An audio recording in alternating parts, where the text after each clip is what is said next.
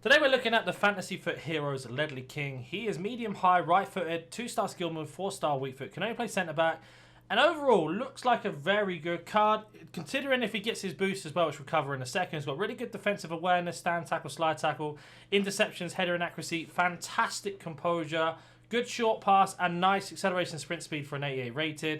You can see here he is represented by Tottenham, and if they win one game out of the 6 is a +1, and if they avoid defeat, so wins or draws in their next 6, he'll also get a +1 and 3 traits. So we'll have a look at their fixtures and sort of talk about what are things likely to happen. In terms of traits, we've only got injury prone and team player.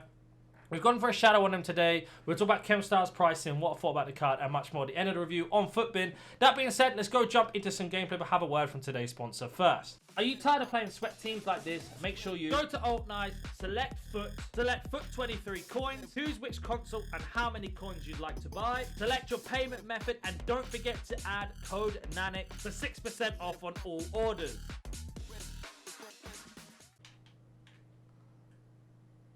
Interception for Ledley King, out wide to Ricken. That's a lovely little play. Great defense, Ledley King there. Right, counter-attack, Ricken on the ball, driving into that space, 1-2. Ledley King again, interception, right. Ricken on a counter-attack, lovely pass into space. Ledley King with a massive tackle. Great block from him there. Ledley King pressuring, great tackle, keeping that pressure on. Played defensively with him, I'd say. Good interception there. Been sent, but can he recover? Good recovery speed. Ledley King coming over. Great tackle from Ledley King. Ledley King intercepts again. Bad pass from him, but we could get away with it. So looking at Tottenham's fixtures, it starts off on the 18th. So it'll be the Southampton game, then Everton, then Brighton, then Bournemouth, then Newcastle, and their last game being United. So the first 3 games, Southampton, Everton and Brighton, I'd imagine they're going to win those, and even Bournemouth as well, I'd imagine. The last 2 are tough, so if we get to these first 4 games without them losing, you've got a really strong chance that Ledley King's going to get a +2. Of course, Tottenham are one of those teams, they go 4 games in a win streak, and then they lose randomly to Wolves. So they're, like any football game, extremely unpredictable. But I would really tip them off to win at least the first 2, draw to Brighton, beat Bournemouth, and then Newcastle and Tottenham and United, I really don't know. There's one of those on the day.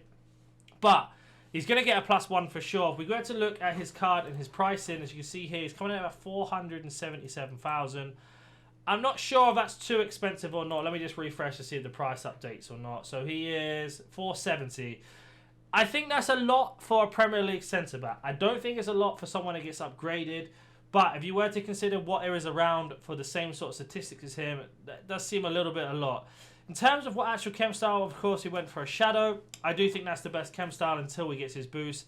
And depending on his boost, if they're +1s overall, +2 overall, +3, +4, etc., depending on what they turn into, it depends on the chem style change. But in terms of what people are suggesting is basic or shadow or sentinel.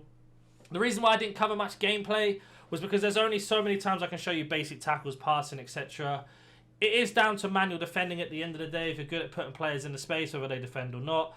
Maldini base is someone I always have, and then my second defender sort of varies. Sometimes it's Rudiger one to watch, or I managed to get Rio Ferdinand Prime from an icon. So I do sort of switch. And I did find Ledley King to fit in quite well. I didn't have any problems with him. His passing was good out the back. A little bit stiff on the dribbling. Even though he's got higher agility than most defenders, I did notice that being a small problem. But because his composure is so high, that was something that really helped him out in terms of passing out the back. In terms of actual, say someone plays a through ball over the top, he's a little bit slow to turn around and run, and that's down to that lengthiness. And that's something that may catch you out a few times, especially if you play a high line, if you like to push your defenders up high. If you like to sit them down a little bit lower, he's going to be fantastic for you. He's a little bit of a beast in terms of winning most headers, bullying the attackers, using that strength as well and getting in.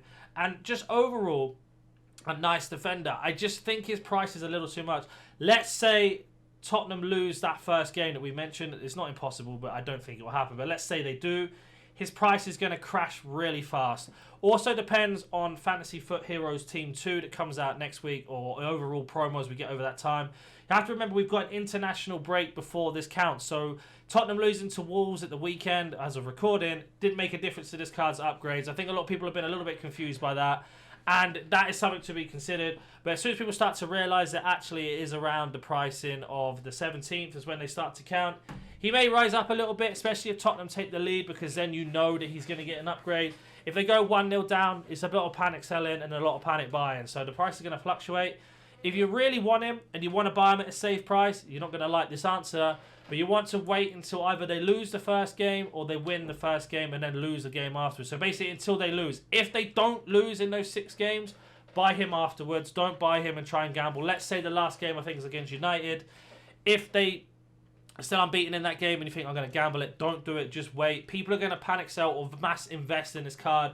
And if United take one little loss at the time, he's going to go up and then he's going to immediately crash once the upgrade comes out. That's my advice on that. Really hard to predict these prices on these cards, but overall, nice defender. Very, very impressed. If you have any more questions, comment down below. If you're new to the channel, hit that like button, subscribe, and I'll hopefully catch you in the next one. See ya.